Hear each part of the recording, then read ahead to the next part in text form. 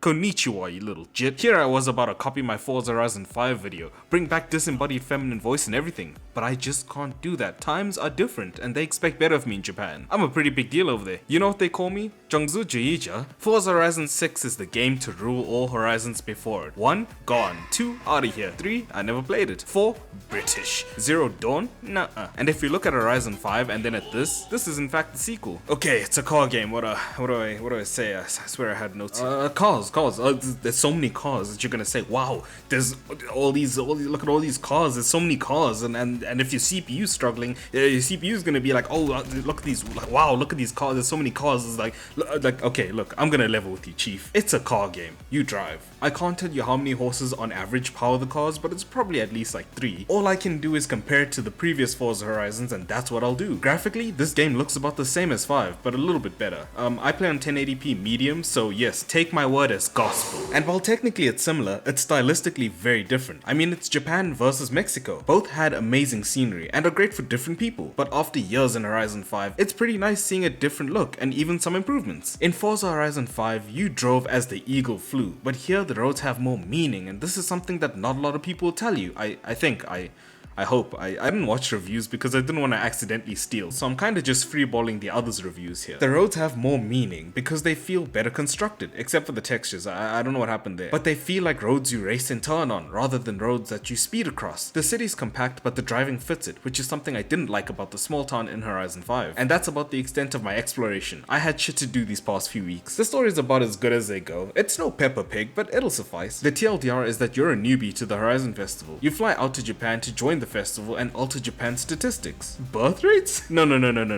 Life expectancy. You are out there moving like Johnny Somali. You race a few times, turn a few people's cars into junkers, and then they tell you how you're such a great racer with potential, and the Horizon Festival needs more passionate racers like yourself. No.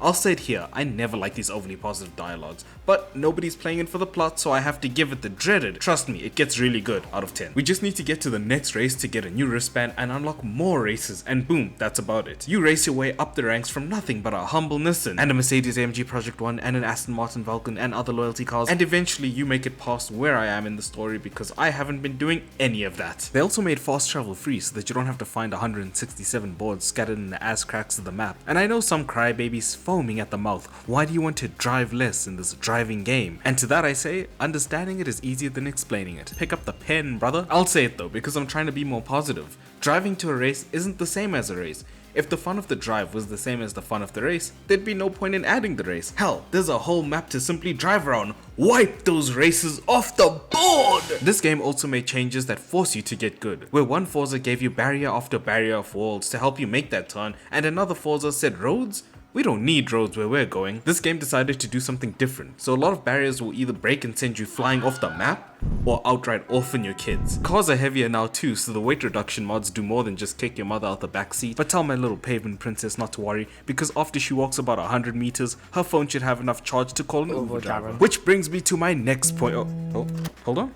Oh yeah, no, the driver I said to call, that's us. Me and my boy here do deliveries to pay for the insurance that we are inevitably gonna need. We put the special in special delivery. They call us the 5-star fugitives because we drive so different that our rap sheets got converted to Esperanto. Those write-ups are so diverse, Disney wanted to fail a movie on it. All of that aside, none of that matters compared to the one thing that I think of every time I see Tokyo. Drifting. And not any drifting, Tokyo drifting. I love classic Fast and Furious, you love classic Fast and Furious. The new ones think they can trick us by bringing back everyone from the old movies and drip feeding us nostalgia over a time when stealing radios was profitable, but they can't hook me with that shit. No Brian, no bueno, I always say. But the one thing that always does hook me, if that's the way to say it, that I haven't seen in Forza Horizon 6, that is imperative to that Tokyo drift feeling. It's not Toge or Gundam or even family. It's neon underlighting.